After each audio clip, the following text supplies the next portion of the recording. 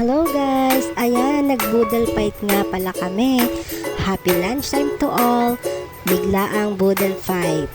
Ayan, bali family bonding namin to, ang pag-boodle fight or pagkain. Ayan, kain muna ako guys.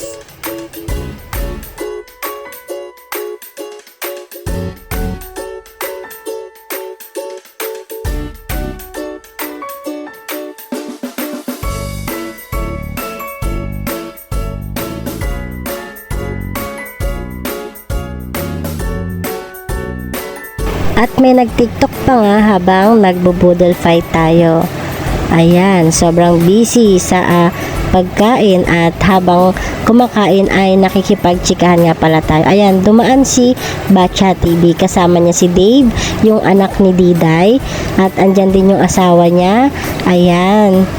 So, kasama namin sila dyan. Shout out nga pala, Batcha TV and family. Ayan, busy tayo kumain dyan, pero guys, palingon-lingon tayo dahil nakikipagtsikahan ako dyan habang kumakain. Ayan, at may nagpa-cute pa nga dito sa camera sa ating video kahit busy tayo kumain, at tayo ay palingon-lingon dahil nakikipagtsikahan nga pala ako dyan kay Batcha habang nasa likuran ko siya, at karga-karga niya dyan si Dave, yung anak ni Diday. Ayan. So, kasama namin sila dyan. Hindi lang siya medyo hagip ng camera kasi limited lang yung nakukuhanan ng video. Ayan. Nakikipagtsikahan pa rin ako dyan kay Batcha. Sarap yan siya katsikahan. Sobra. Nakakaaliw.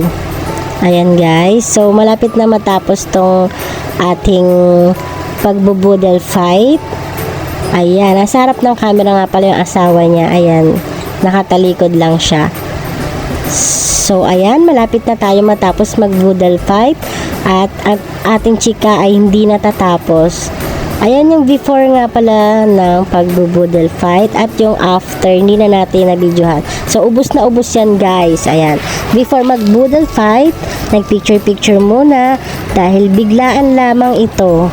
Yan. Thank you for watching guys. Happy weekend.